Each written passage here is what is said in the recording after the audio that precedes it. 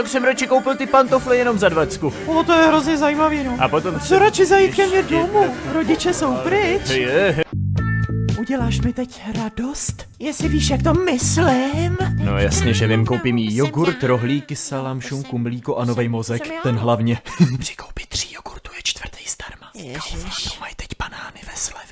Nemáš 10 kačku do košíku. Tohle není ta radost, kterou jsem od tebe čekala. Navíc si pořád voláš s nějakou babkou z důchoďáku. Maruna se mnou chodí na nákupy, nic víc. Když stála před klubem, tak si očumoval chodítko.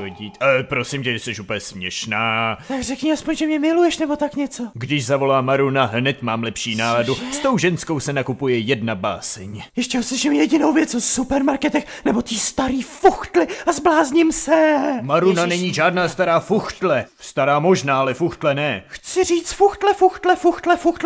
Co stalo?